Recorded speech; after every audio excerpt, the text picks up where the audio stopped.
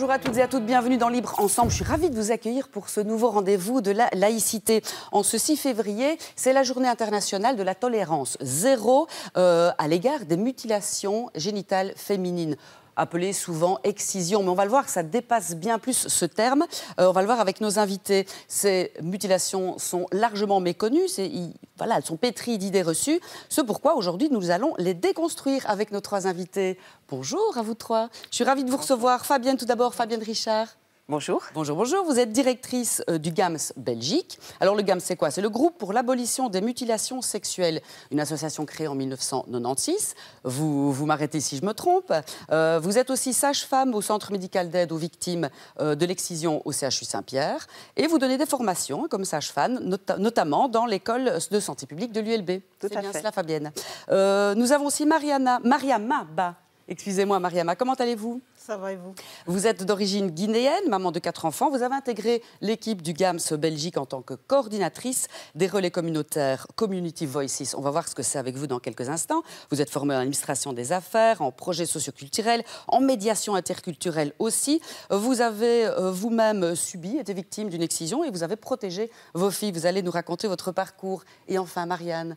Bonjour Marianne. Bonjour. Marianne Nguena, je le dis bien. Ça. Vous êtes coordinatrice du réseau des stratégies concertées de lutte contre les mutilations à Bruxelles et en Wallonie, au sein du GAMS également. En tant que coordinatrice, vous êtes chargée de piloter ce réseau au quotidien et de faire le lien entre les professionnels, les membres et les partenaires. Vous allez aussi nous éclairer sur tout ça. On va commencer avec Fabienne, parce que je trouve qu'il faut une petite définition tout d'abord.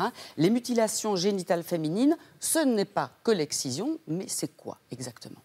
Donc, selon l'Organisation mondiale de la santé, les mutilations génitales féminines, c'est le fait de couper la totalité ou une partie des organes génitaux externes de la fille ou de la femme.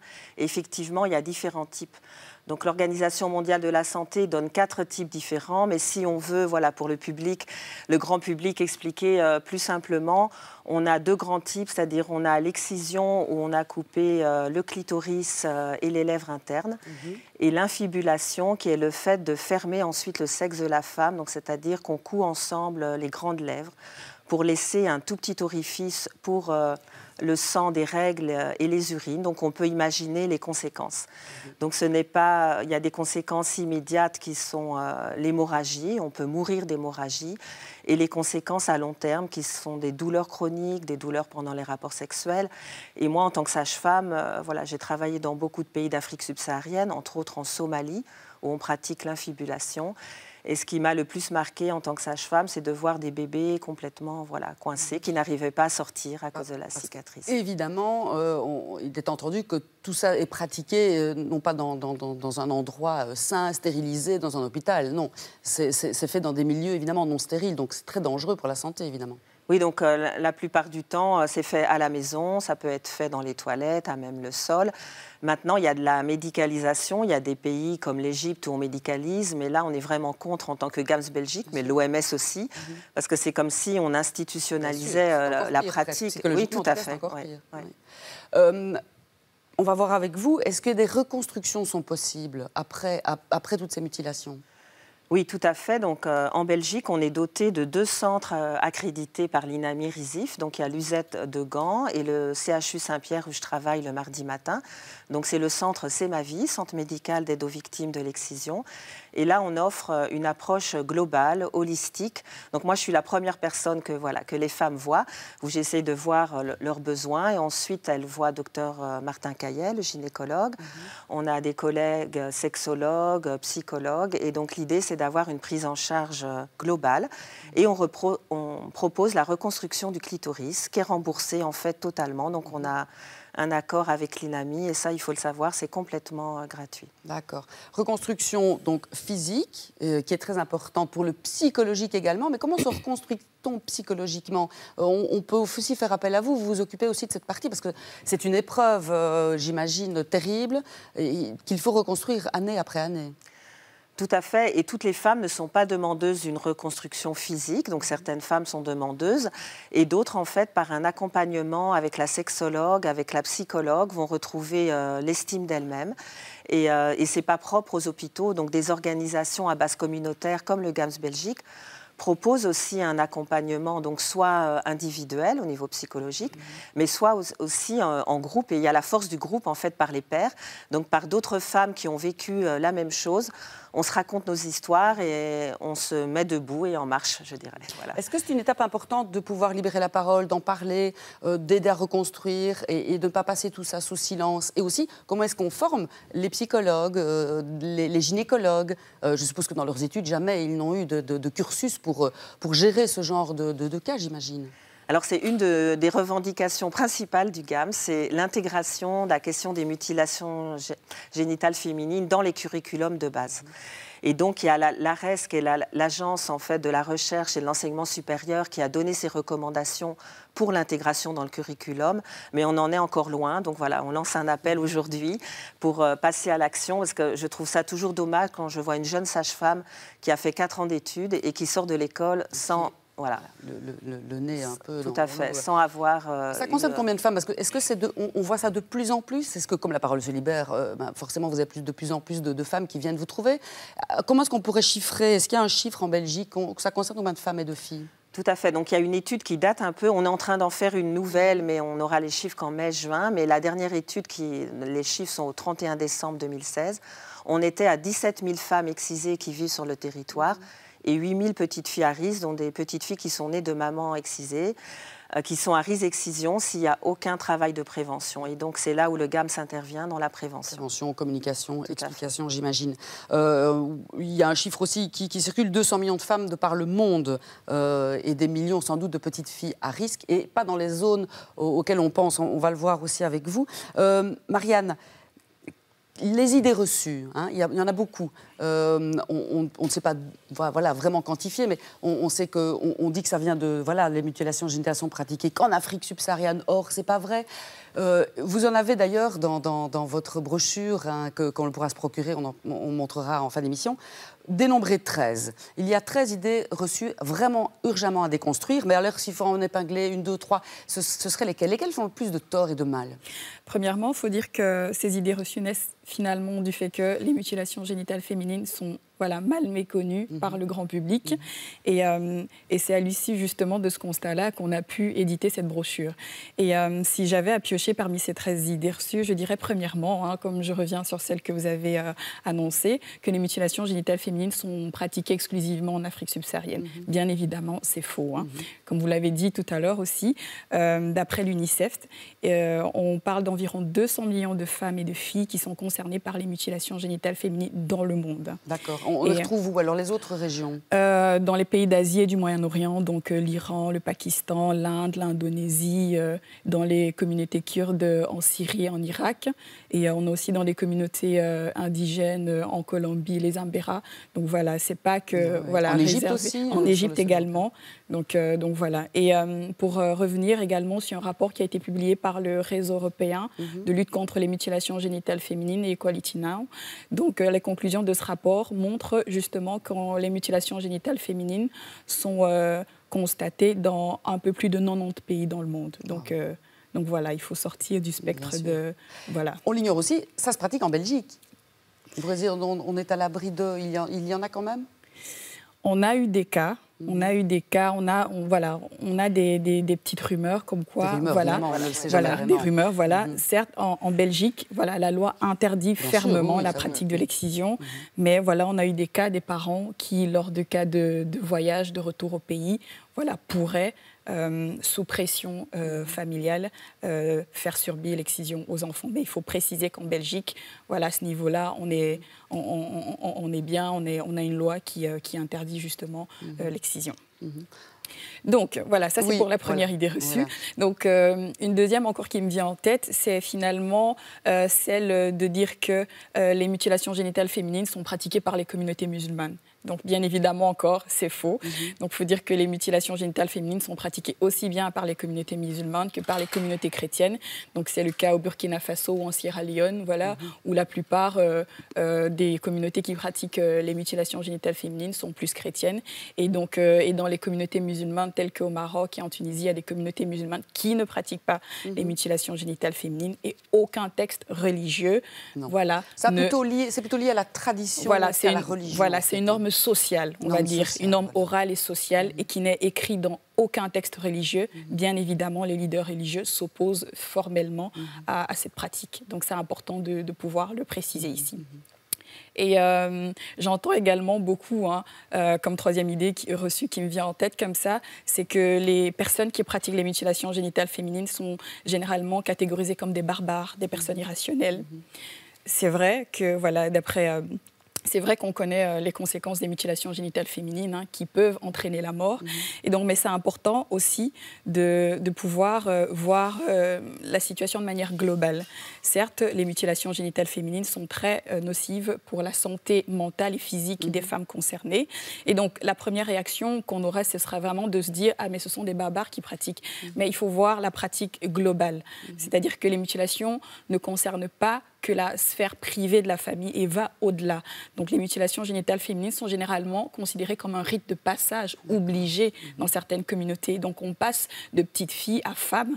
Et donc c'est aussi à travers ce rite finalement qu'on ne peut pas passer à côté. Voilà, c'est-à-dire qu'on est mis au banc de sa société, de sa communauté. Exactement. Évidemment. Et donc, c'est aussi un honneur à la famille. Donc, voilà, c'est un peu compliqué pour la famille de ne pas faire subir la pratique à la fille. Donc, oui, raison pour laquelle certaines mères le font pratiquer à leur petite fille pour être comme elle, pour être intégrée. Tout à fait. Donc, du coup, pour mieux lutter, il faut prendre en considération cette globalité. Ça ne concerne pas qu'une famille ni les membres féminins, mais c'est beaucoup plus au-delà de la sphère communautaire. Donc, voilà. Idée reçue d'ailleurs que vous déconstruisez aussi, c'est que la femme excisée, mutilée est victime. Or, pas du tout. Pas du tout. Voilà, justement, comme Fabienne venait de le dire, dans le cadre justement de l'accompagnement qui est prévu au GAMS, justement, les femmes mutilées qui sont accompagnées par le GAMS, suivent un parcours justement d'empowerment et peuvent justement se débarrasser de cette cascade de victimes et sont vraiment des femmes actrices de leur émancipation, aussi bien sexuelle que personnelle. Et donc Mariama, par exemple, a un parcours comme vous venez de le décrire. Voilà. Parce que Mariama, vous avez été victime de mutilation, mais vous avez été trouver le GAMS et puis vous avez collaboré, vous avez appris, vous avez fait un superbe parcours et vous êtes aujourd'hui coordinatrice. Vous donnez de votre temps pour aider également tous ces relais communautaires, tâche, j'imagine, très importante. Et puis, je suppose qu'on vous écoute puisque vous l'avez vécu. Ben oui, comme mes collègues l'ont dit, c'est un truc très complexe. Moi, je me rappelle encore le jour où je devais passer de l'autre côté. J'étais très contente, j'étais excitée parce que je me disais, ben voilà, je vais devenir femme, donc je vais être honorée. Vous aviez quel âge? Je devais avoir 5-6 ans, donc, et j'étais avec une cousine. Et quand on arrive, elle passe en première parce qu'elle est la plus âgée, puis je l'entends crier, qu'est-ce qui se passe là? Et puis je rentre et c'est dans des toilettes. Je me rends compte que si c'est ça, je ne sais pas, j'ai commencé à avoir peur. Bon, après, là, tout de suite, tu te retrouves devant cette situation-là. Ce n'est pas facile à vivre. À 5-6 ans. Ben oui, parce que tu vois en direct l'opération et c'est quelque chose qui reste à vie dans ta tête. Mais ce qui est plus compliqué, c'est de plus tard, quand j'ai commencé à développer vraiment des problèmes de santé. Je ne me rendais pas compte à l'époque, c'était lié à mon excision. Voilà, donc au fur et à mesure que je grandissais, c'est... L'adolescence, oui, plus je devenais femme, plus j'avais des complications. Et je ne savais pas que c'était lié à mon excision. Jusqu'à ce que j'arrive en 4e secondaire. Et donc vous avez quel âge? 14-15 ans? 16 ans. 16 ans. Et on a eu le cours sur la reproduction humaine. Et puis là, le prof en parle.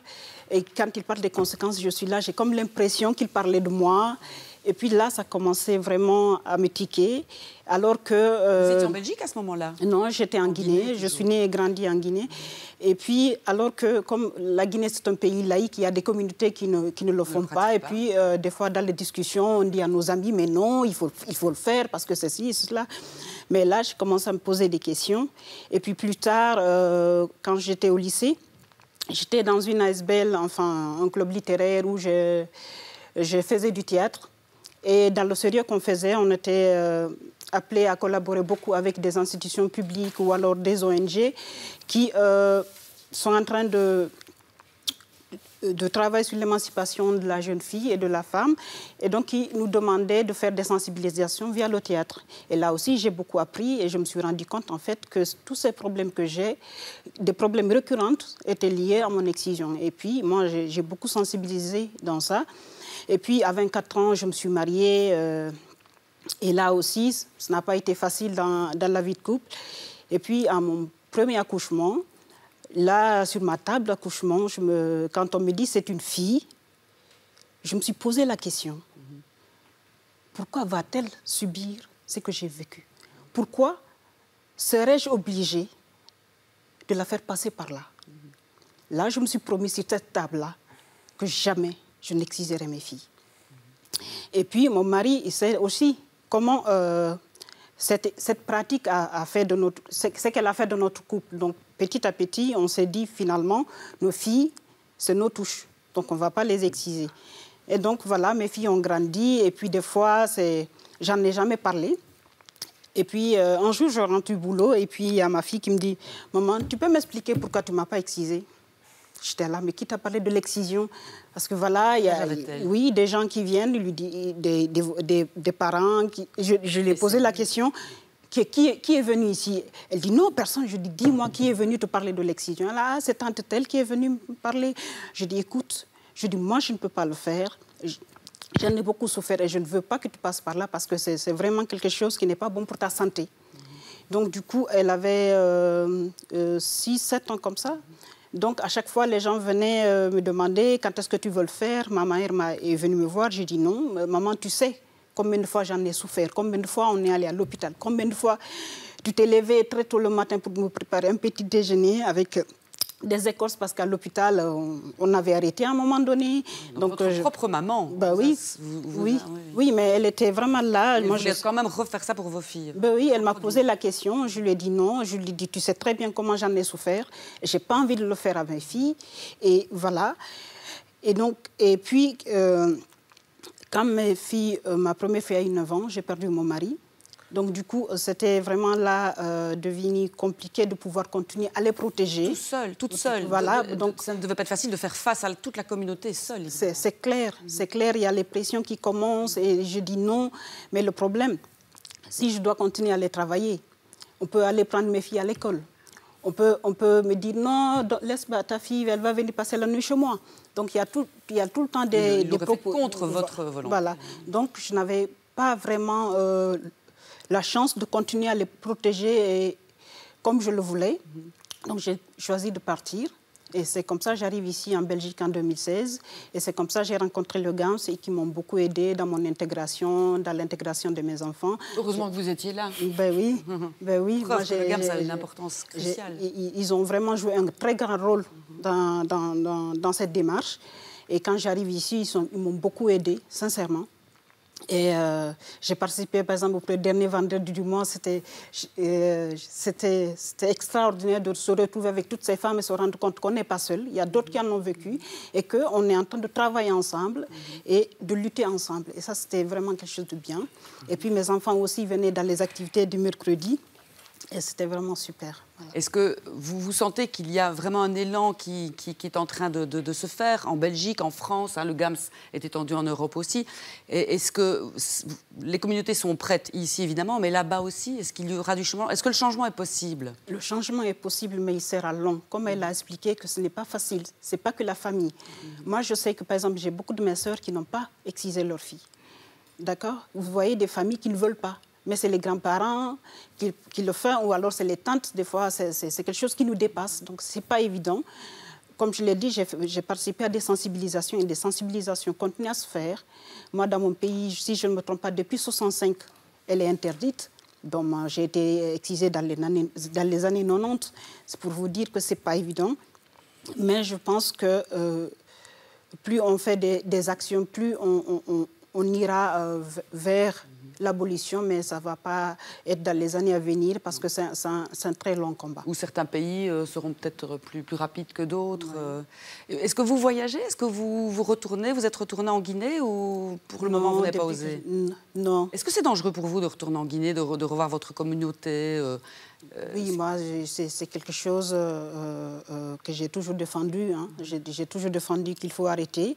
Et ça me fait toujours de la peine de voir encore des personnes que je connais qui le font. Et ça me renvoie toujours à ce que moi j'ai vécu. Vous aimeriez sauver toutes les fillettes et tout. Ben oui. Sauf que je peux pas le faire. Mais je pense que rejoindre GAMS, c'est un des moyens de toucher plus un plus large public. Et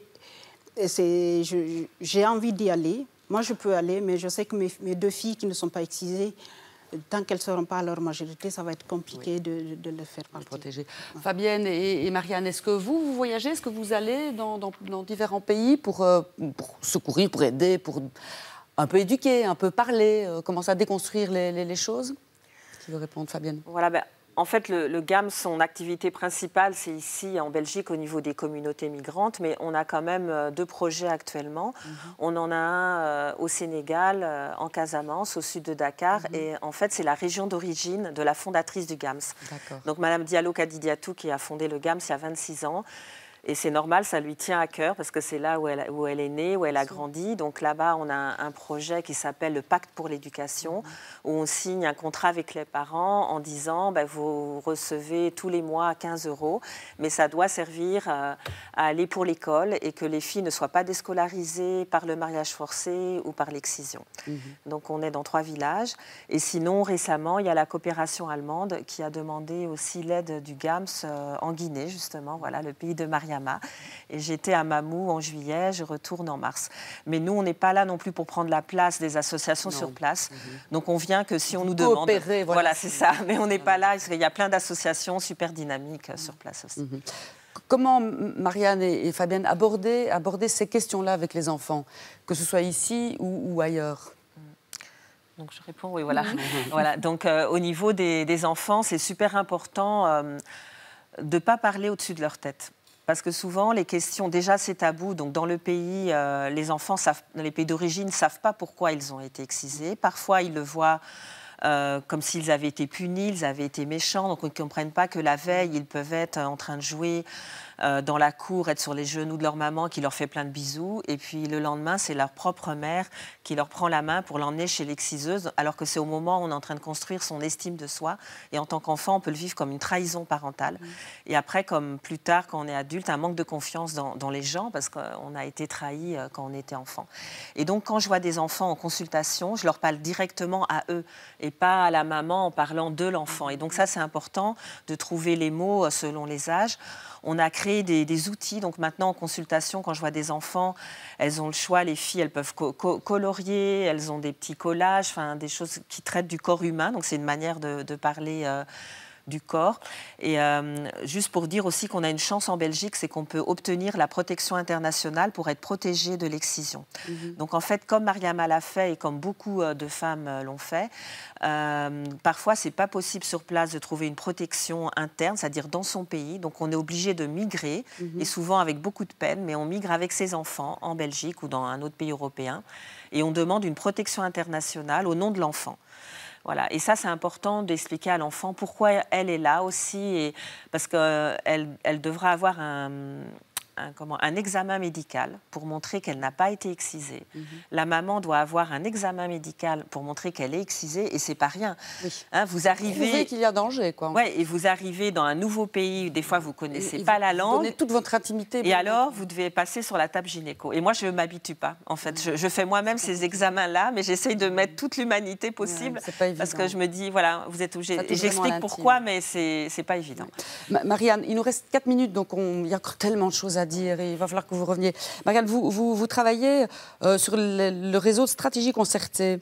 C'est quoi exactement ces stratégies concertées? Qu'est-ce qu'on peut faire pour lutter véritablement aussi?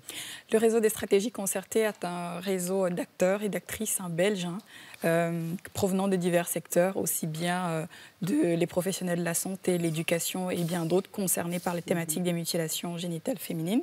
Et il faut dire que ce réseau a été créé en 2008 d'un constat commun de tous les professionnels de ces secteurs-là, qui avaient un manque de concertation des actions sur le terrain par ces acteurs et actrices. Et donc, à l'issue de ce constat-là, une concertation intersectorielle a été mise sur pied.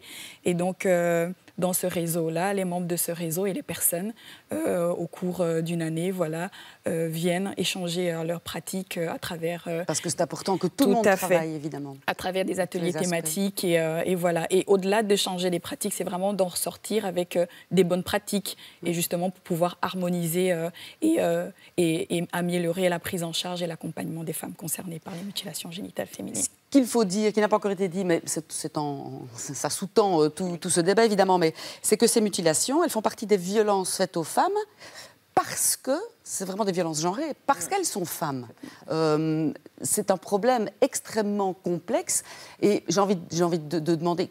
Traditionnellement, pourquoi est-ce qu'on pratique ces mutations? C'est pour contrôler la femme, pour que le patriarcat, même si les femmes sont d'accord de prolonger cette tradition.